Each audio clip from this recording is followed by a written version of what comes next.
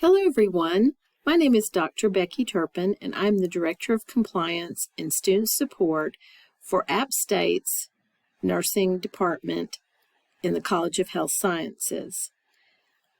I'm going to go over several slides with you today that help you get ready or get prepared for what all you're going to have in place for coming into the RN to BSN program.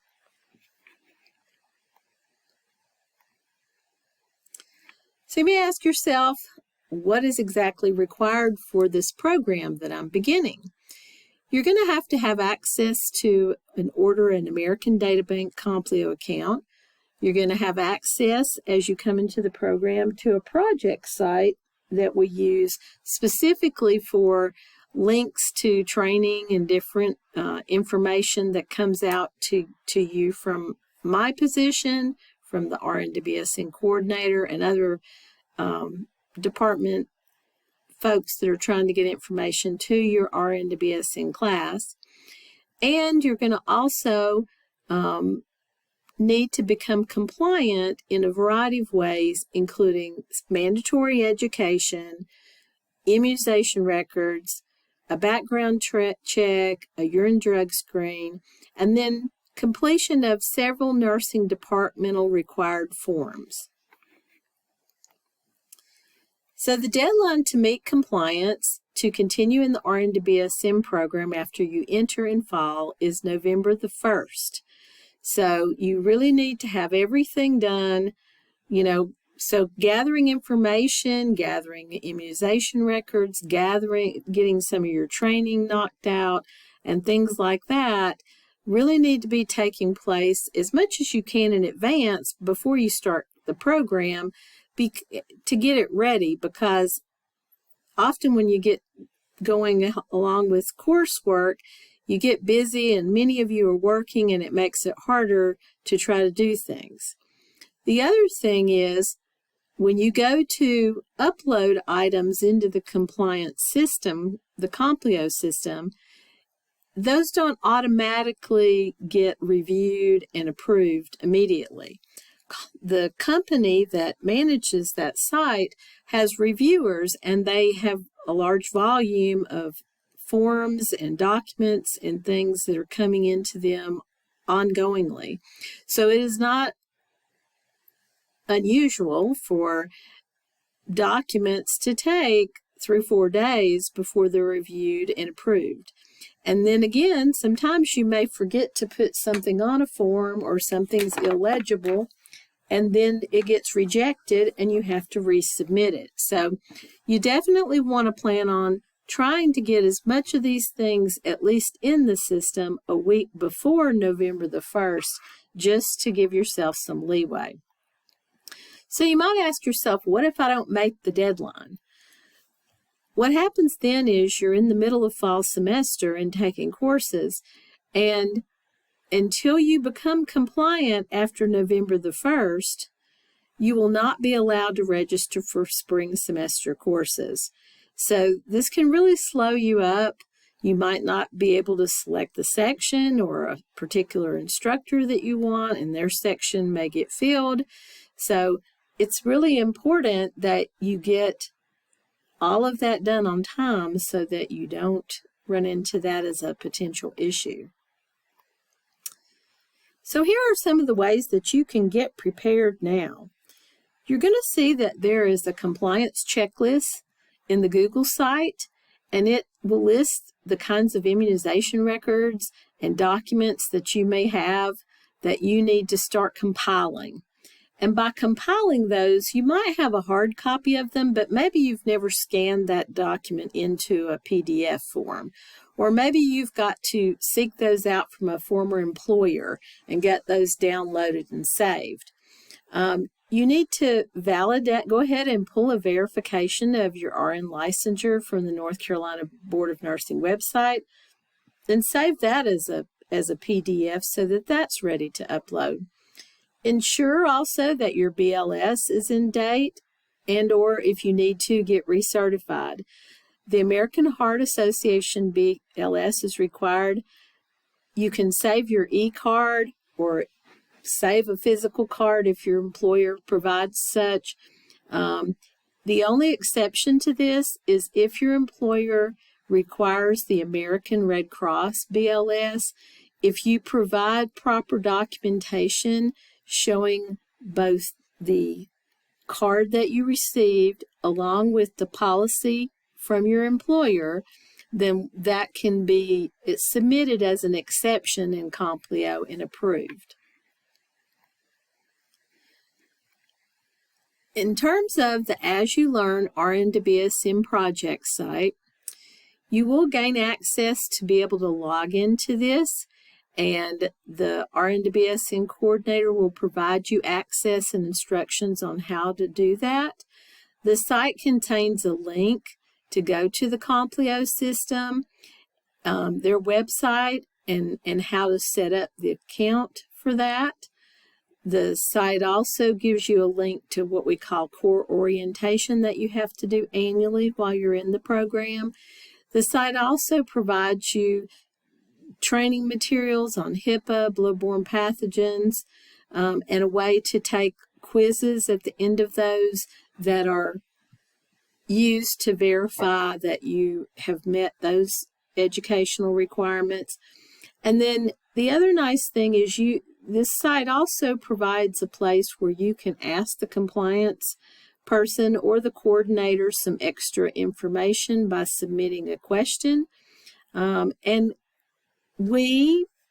anyone in the nursing leadership group that needs to send you out information uses this site to communicate with all students at one time. So in terms of Complio, this is a software system that helps us meet our needs for background checks, drug testing, immunization, and any other requirement tracking, and document management.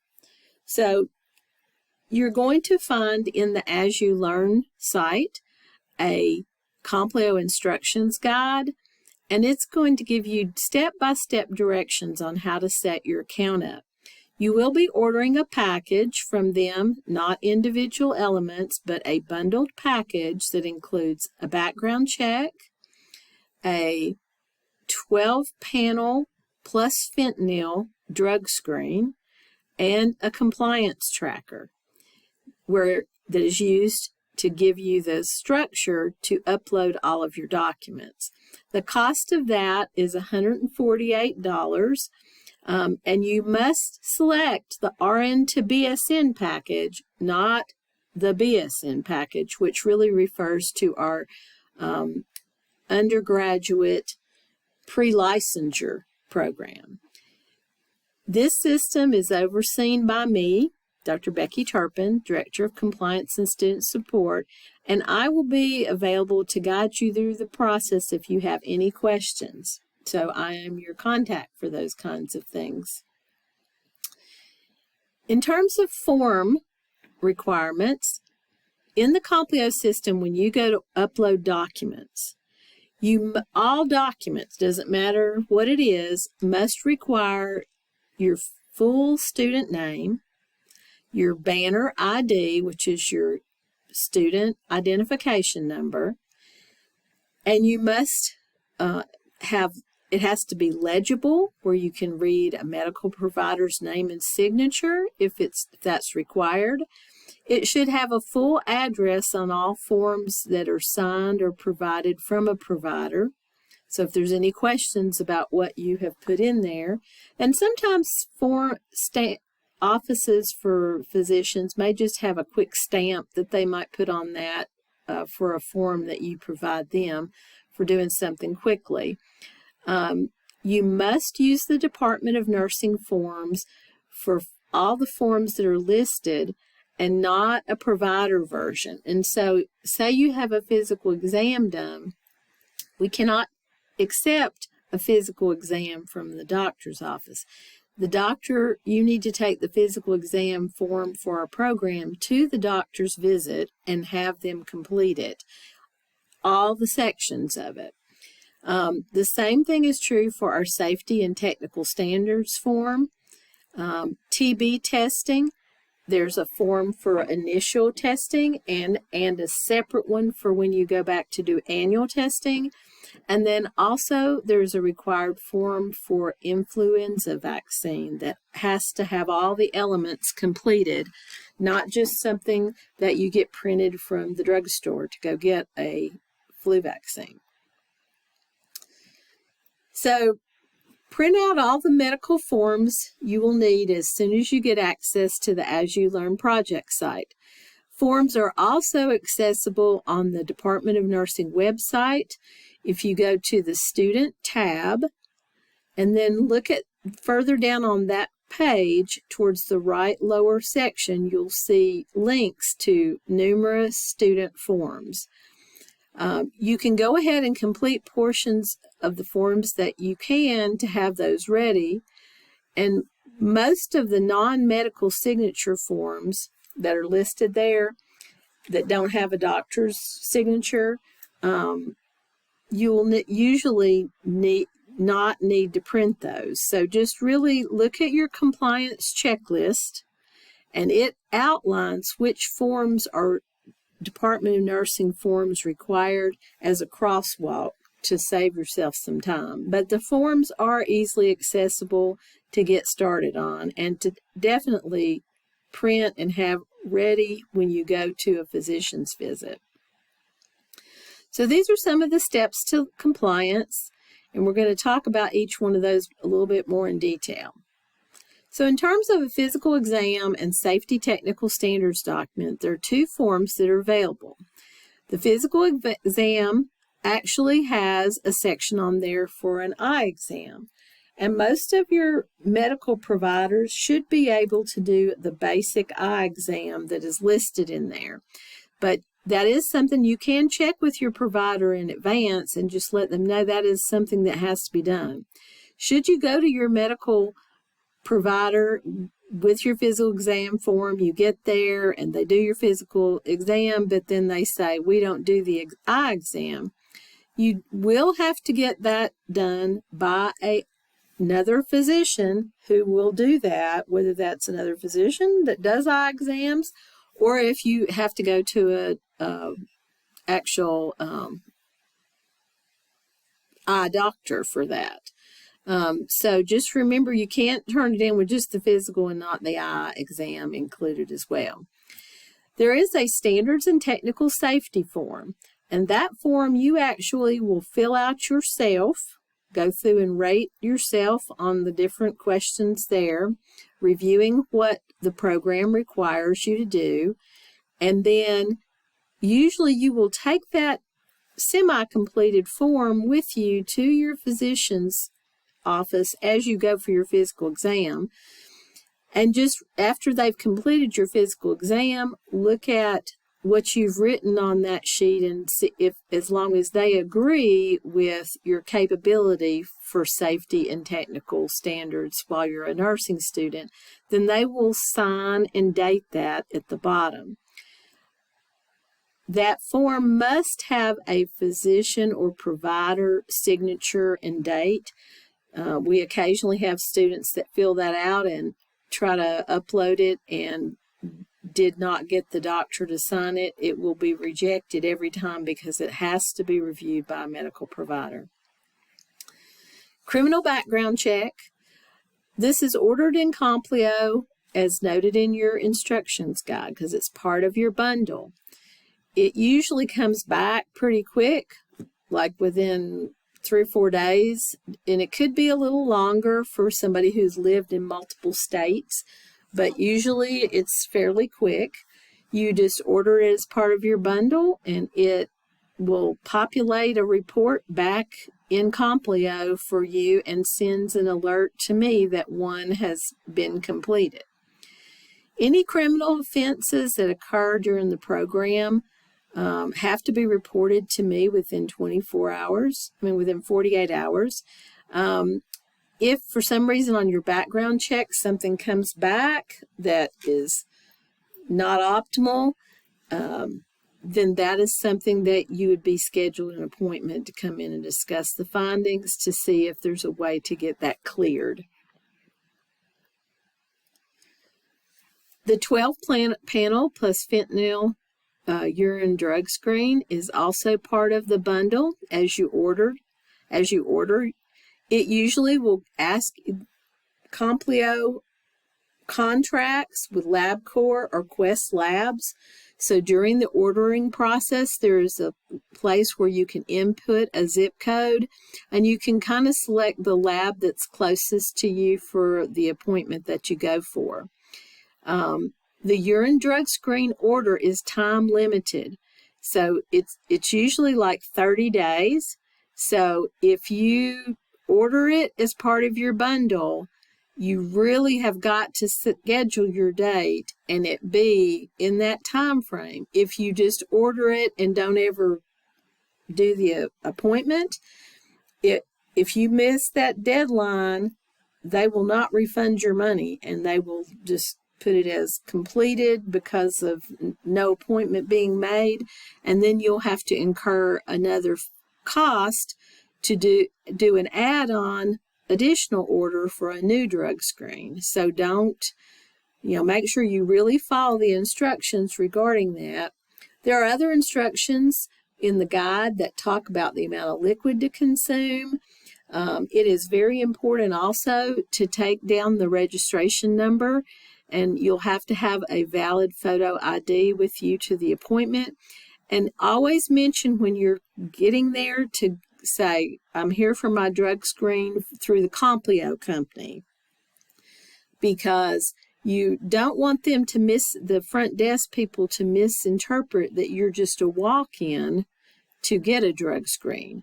They might enter you in the system as a totally new order, and you'll end up not having a drug screen done, but it will not be connected to your Complio account, and therefore we cannot accept it. And then you'll have to go back and get another one. So just be sure that you're identifying yourself correctly when you register in. Other things to know: the Department of Nursing maintains a no tolerance policy related to substance abuse.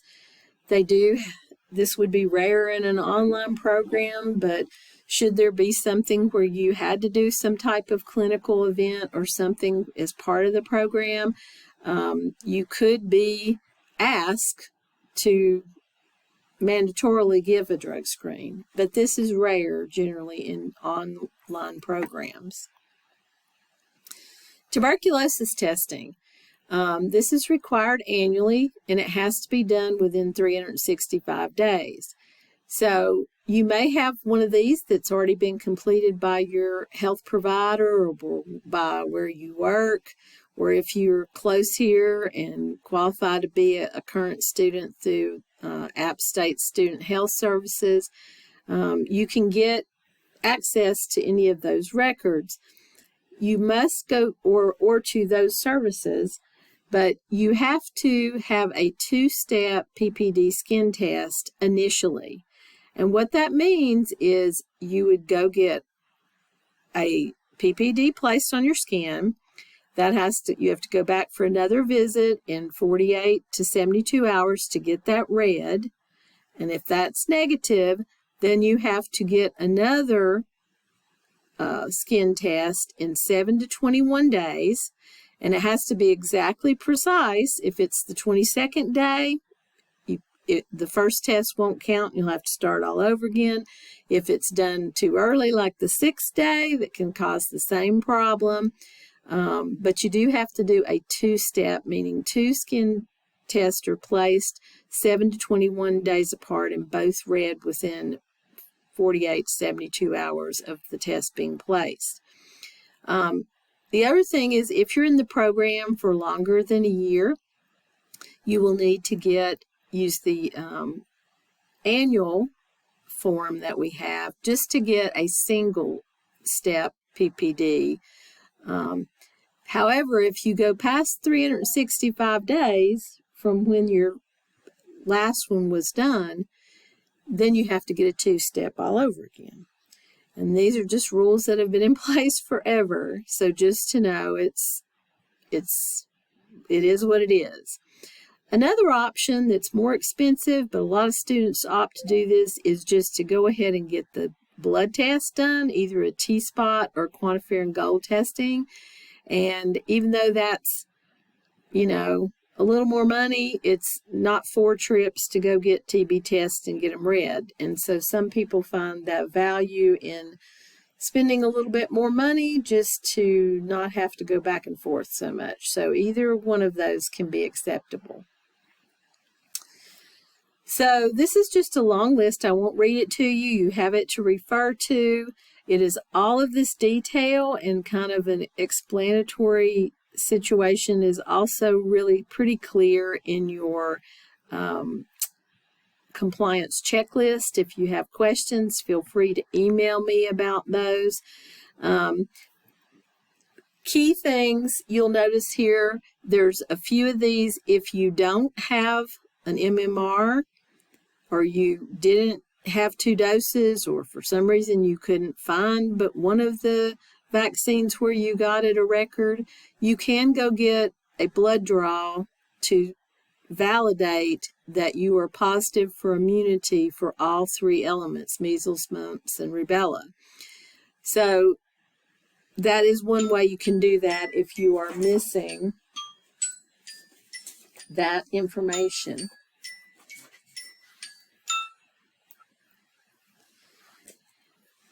If, for those of you, many of you have probably had TDAPs or DPTs when you were younger, or as a child, and many people have had that just as a tetanus booster.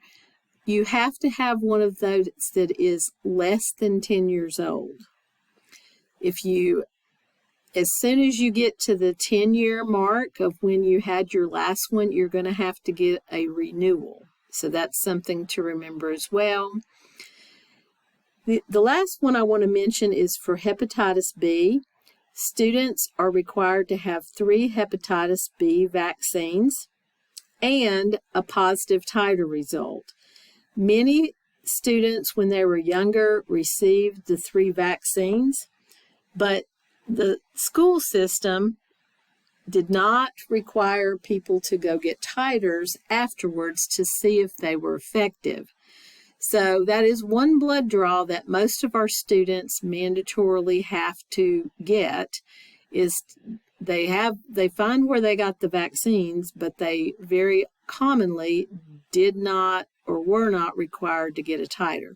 Some of you that are working in nursing may have gone to work for an employer that did that, so you may well have a titer when you went to work at your employer that you can find that will add to meeting that doses plus the titer result. Another key issue that comes up with this is many times it's been several years since people had the vaccines, and they go to get the blood test done, and it comes up not immune. And that usually means that you're recommended to get positive for immunity to go get some repeat hepatitis B vaccines. So if you have any of those kinds of issues with that, please feel free to email me so I can guide you further. Another thing that you can do about hepatitis B is if you just don't care, it doesn't really matter, you're not worried about getting exposed, you have the ability to do a hepatitis B declination form and then upload that in place of any and all of that. And it just basically says, I'm declining any further vaccines or tests, and that will meet your compliance. That form, should you need it, is located on the student tab with where all the other forms are if you should need that. Last of all, an influenza vaccine is required, and that needs to be completed between October 1st and October 25th. So that actually needs to be done before the November 1st deadline. You can't be like, oh, it's October 31st and I'm going and getting a flu vaccine. So, and that's just because we have to report all of our students' vaccination status in terms of not your names, but all of the amounts of people in a very large report that goes out, and it has to be all completed well before November the 1st. So just please be thinking about those deadlines as you get prepared. All your immunizations additionally have to stay current while enrolled in the program. So if there's something like the TD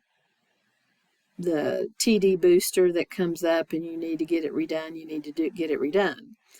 I will say, we have kind of weathered the COVID-19 vaccination.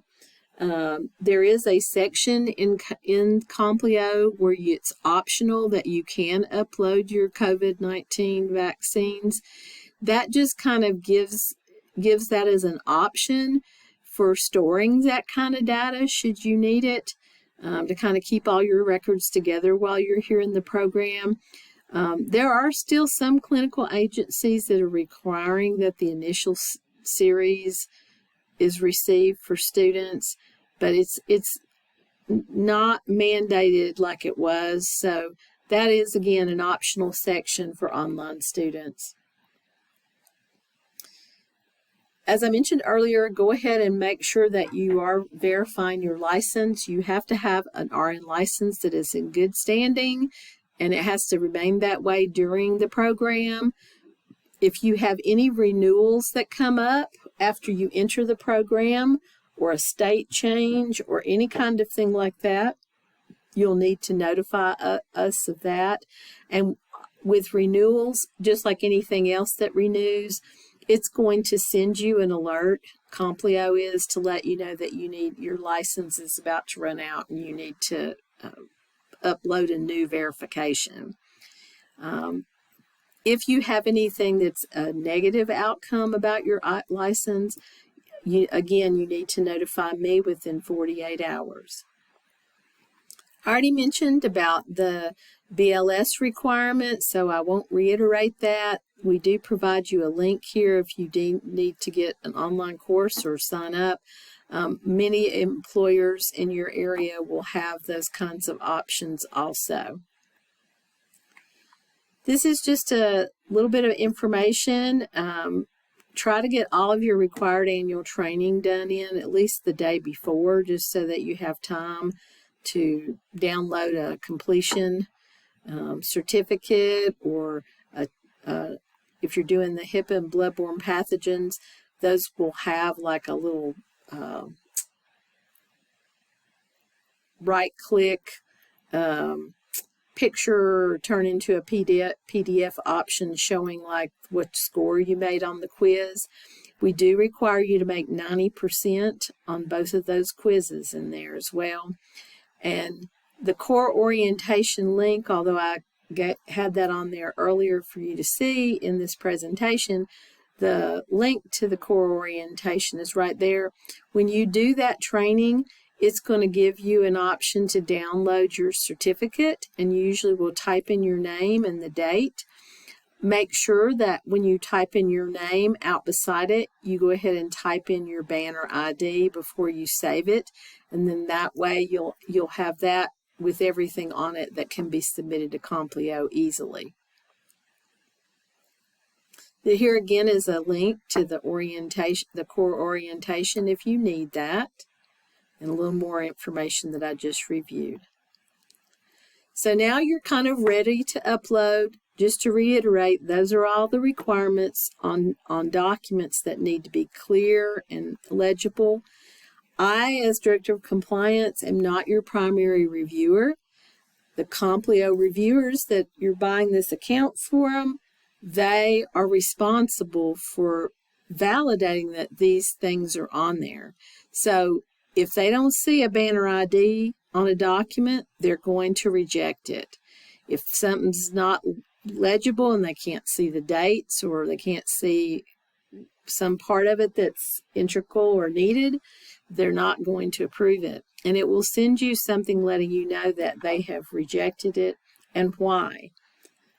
If you get a rejection and you're not clear what to do about it, please let me know and I'll look at it with you.